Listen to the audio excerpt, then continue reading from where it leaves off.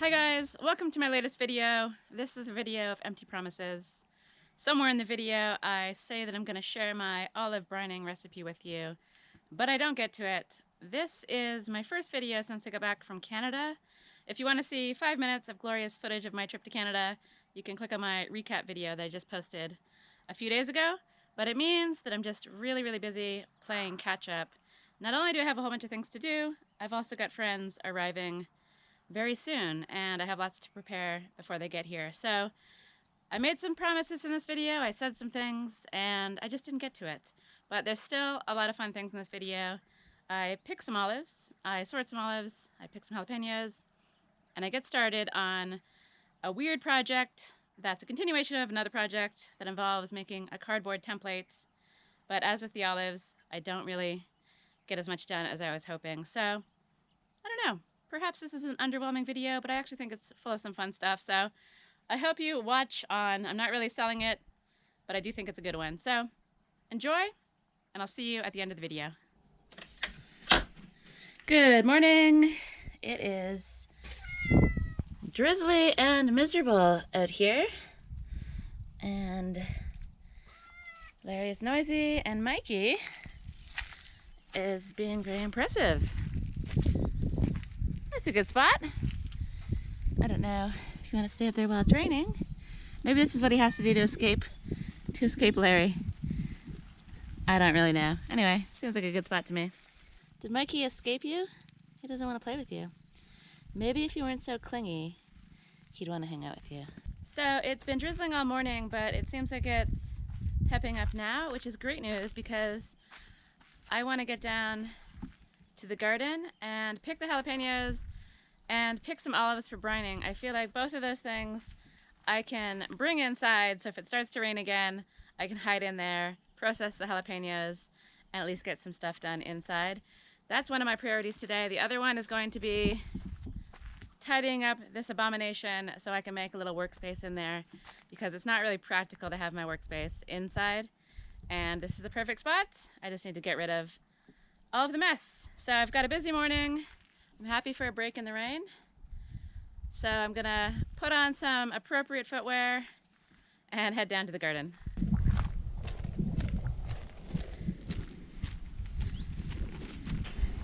The boots are on. The bowls are ready. Let's pick.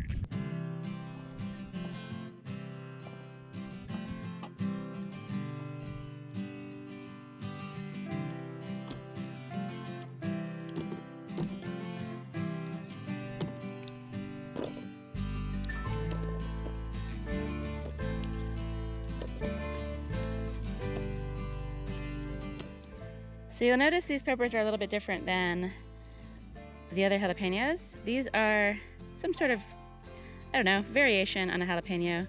Still a jalapeno, but I think they're called a unique pepper. And yeah, there's a bunch of different types that grow in different shapes. And these ones are really great because they grow a lot bigger than the typical jalapeños and taste exactly the same and pickle up really nice as well. So I'll probably grow a mix of different types of jalapeños and see which ones work the best.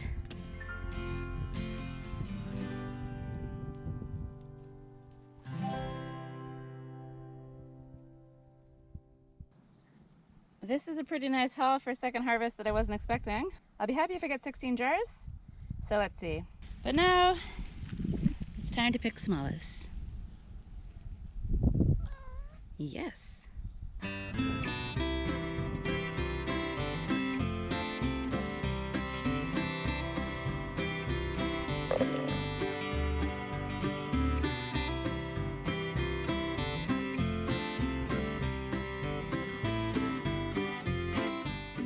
This is definitely going to be slow work.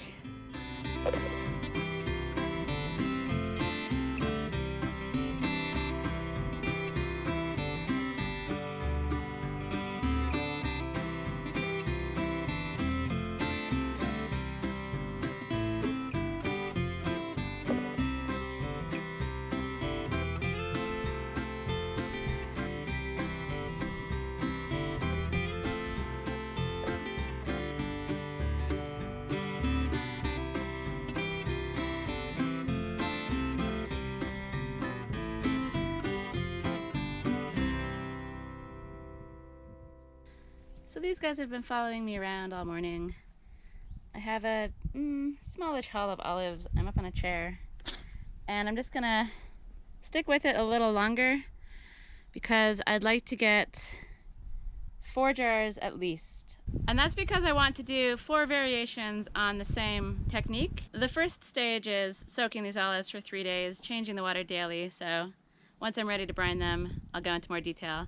But first, I thought I would taste the olive right off the tree. Nope, I'm not doing that. That's a mistake you only make once in your life. They're disgusting.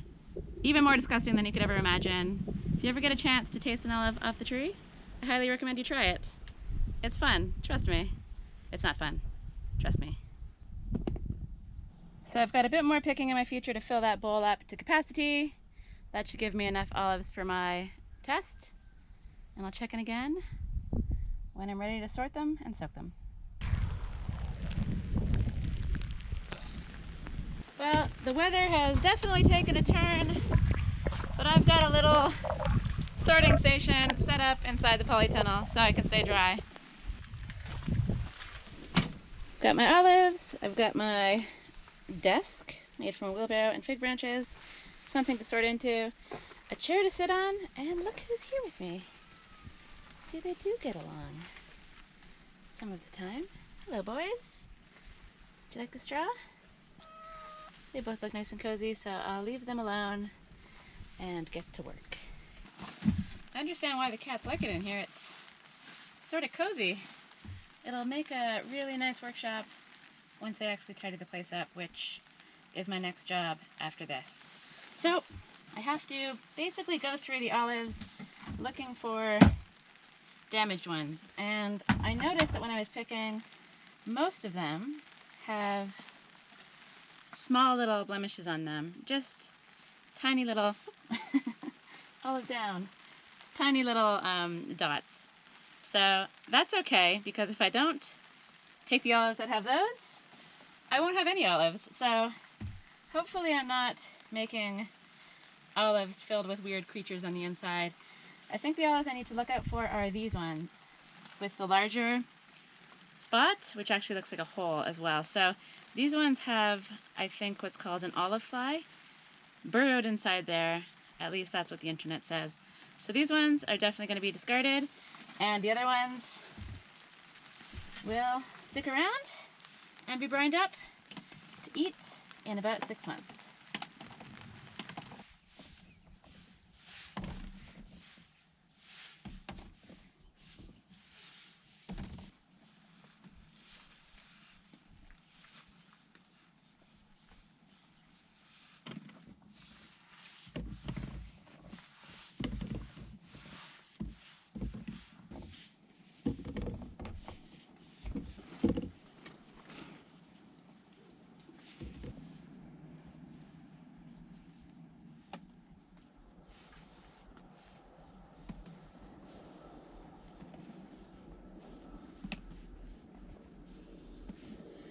So this is obviously a very time-consuming process.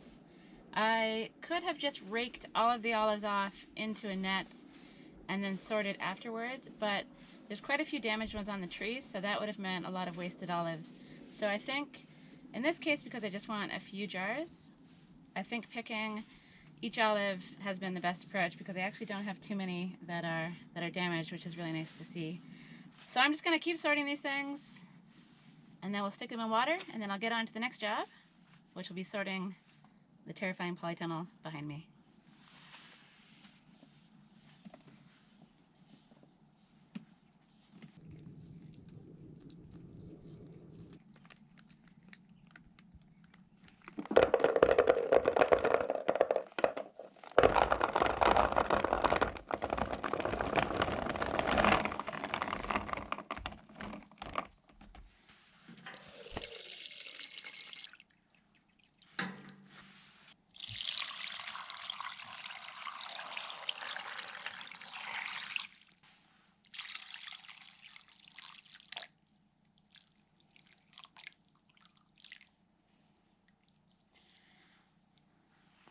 So I want all of the olives below the water, so I might need to get a plate or something to weigh it down, or I might need another container, but it's just about there.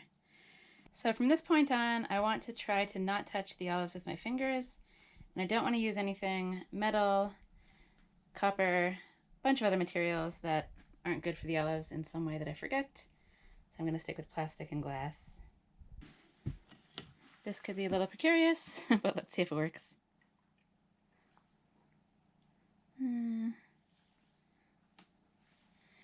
Not really. What about the other way?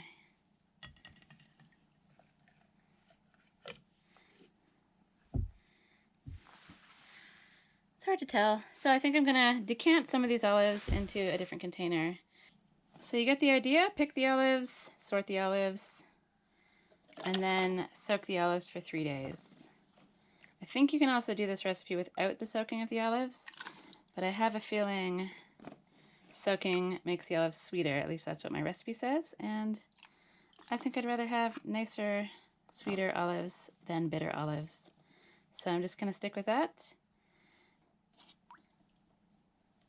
I've got 3 days to wait, so I'll put these somewhere out of the way and revisit them before the end of this video, where we'll talk about my brining method, which is actually quite a bit different to most of the stuff I found online, so hopefully some of you out there find it interesting.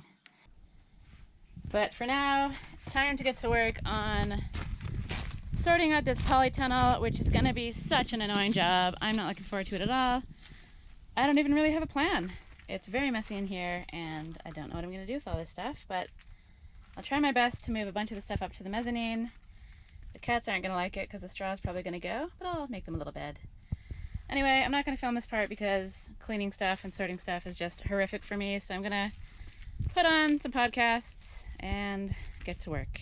But this is the before, and I'll see you when we're ready for the after.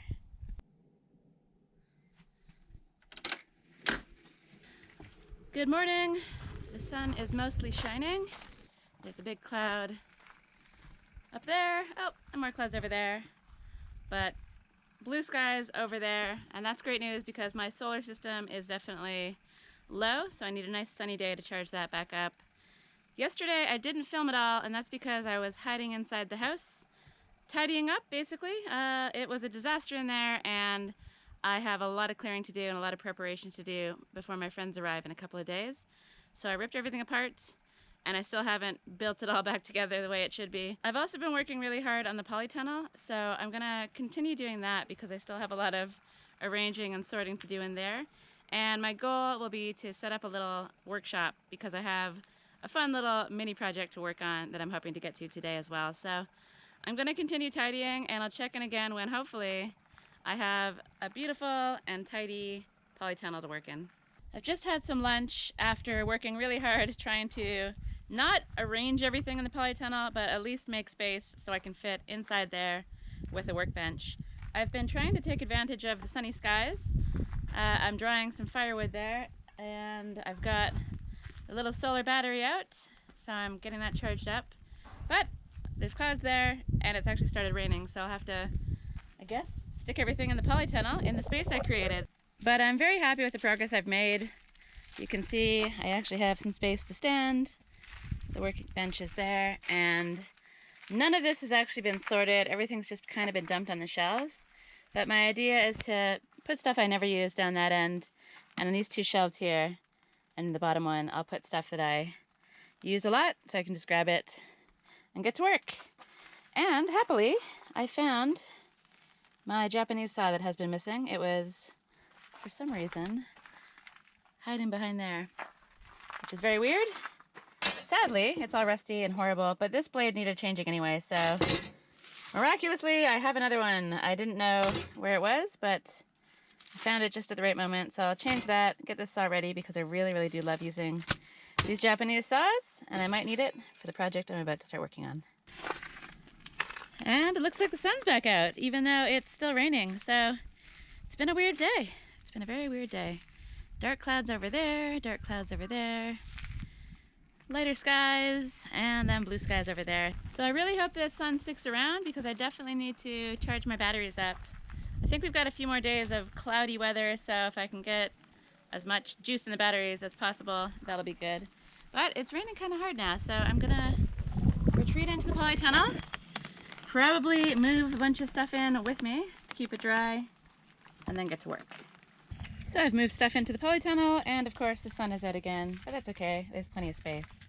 So for my next project, I need this, this, this, this, this, this, and maybe this. But before I get started on my mystery project, let's change the blade using this. It's a really simple process. You just unscrew it.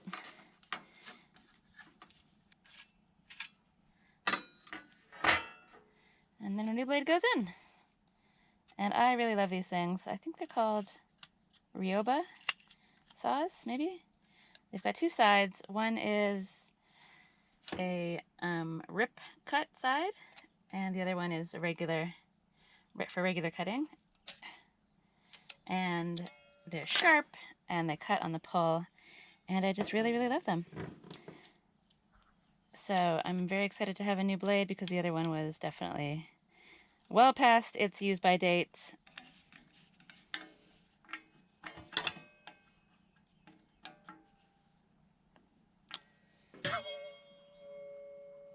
That's a great noise. So it's done, very easy. And I'm not sure if I'm going to use this one. I have a feeling I'm going to be using this much smaller saw because I'll be needing finer cuts. So what is it I'm talking about? Let's go inside and see what I'll be working on next. So I need maybe this and definitely this. Okay, my next project, a little teeny tiny mini project, is going to be finishing off the lock, which means I need to figure out how to attach something onto there. I have an idea. I have no idea if it's going to work. First things first, taking off these two pieces. I glued these pieces on, so I really, really don't know if they're going to come off easily.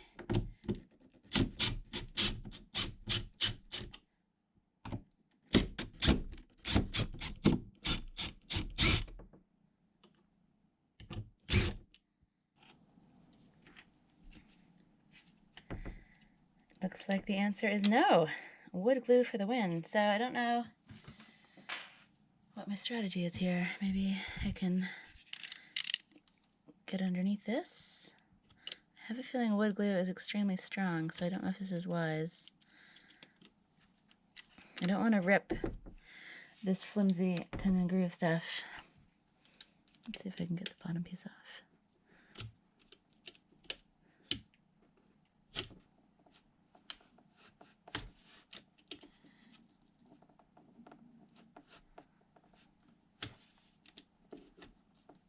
My idea would be to remove both of these pieces, and then I'm going to try to create some kind of a leather thing to go around this. It's going to be hard to explain, so I'll just show you what I'm doing when I'm actually doing it. But for the moment, getting this thing off is proving a little more difficult than I expected. Let's try a different tool.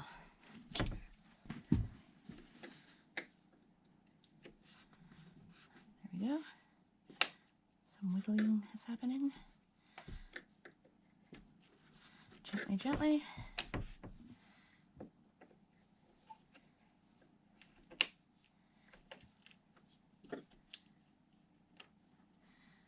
All right, this just gives me a lot more space to work, especially if I can get this top one off. I put this one on sort of crooked anyway, so I don't mind having to remove it. I'll have to probably cut brand new pieces, but that's okay. Hopefully I have the right kind of wood.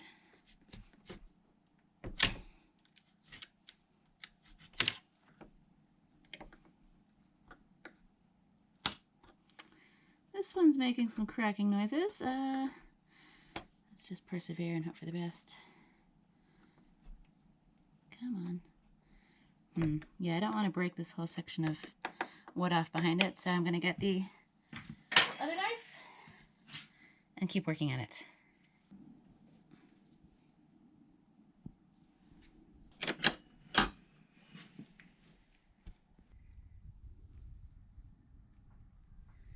Okay, I got them off. No damage was done to the lock, only slight damage to my finger. And now I need to think creatively. So my idea is definitely kind of out there. I really don't know if it's going to work. It's a vague idea in my head, and I'm going to need to make a template on the cardboard to test it out, to get proof of concept before I start cutting this leather. But the idea is basically to make a sort of, what is my idea? Make a thing that's going to grip on to the metal latch in there, and I'm going to do that by having multiple layers of this leather with different sized holes in it that's going to go over the latch so it has a nice tight snug fit. It's going to all be attached so that it's quite thick, and it's going to basically make something that sticks out. I'm not explaining this very well. You know what, let's cut some cardboard, and then hopefully all will be clear for you guys as well as me. I don't have a full idea formed, so I'm hoping if I make a template, things will become clear as I work.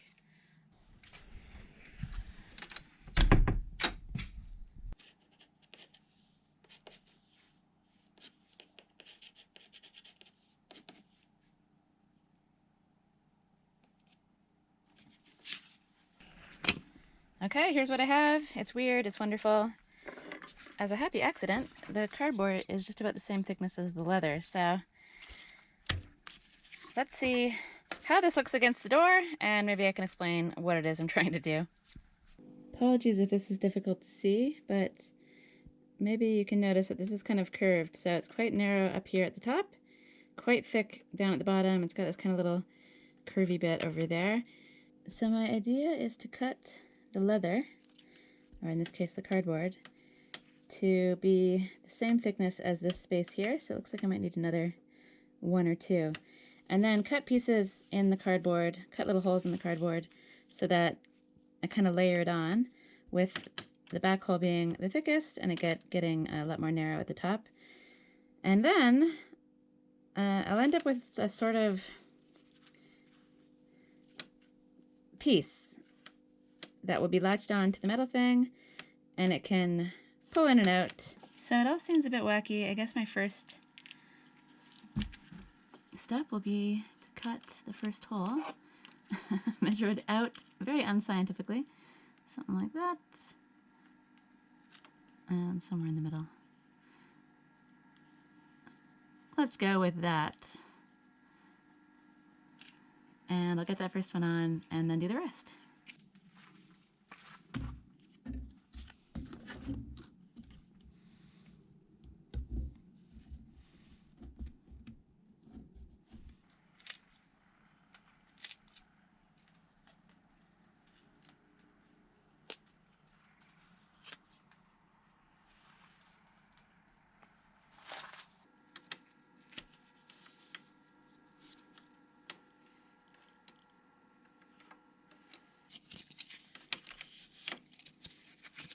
Will this work? Won't it work? This seems positive. I've gone with 6 layers. It looks just about right. Alright, we've got proof of concept. Now I need to figure out what I want to do, I don't know, with the shape. I think I'll probably end up putting a little hole through all the layers of the leather so I can just grab it with my finger. Okay, I'm gonna stop the video in that slightly annoying spot, but I did warn you. I haven't been able to do the work because we all know that I really like to go slowly. I like to give things a lot of thought, and if I would have pushed on rushing to finish the video and finish the work, I probably would have come up with something I wasn't happy with. So yeah, I'm gonna end the video there. I have a lot of exciting things coming up though. My friends, as I said, are about to arrive, and we've got a lot of stuff ahead of us. I don't exactly know what we're gonna get up to. We'll probably work on each other's lands, maybe doing some interesting projects down at their place. Perhaps they'll come up here and help me with some things as well. So November's gonna be a fun month, and I'm gonna push on with the door lock project, finish that off once and for all, and I'll also share my brining process in the next video. I'm about to do it right now, but as I said, time is tight and I just don't have time to do it, film it, and edit it before the end of this video. So maybe I'll get a bonus video out with finishing the olives and finishing the lock, but I have a feeling things are going to switch focus and I'm going to be doing stuff with my friends, and I have no idea what that's going to entail. So, fun and exciting times ahead. I will say goodbye from the video. Thanks for watching, as always. If you like my stuff, subscribe, comment, give it a like, etc., etc., and I'll see you in the next video.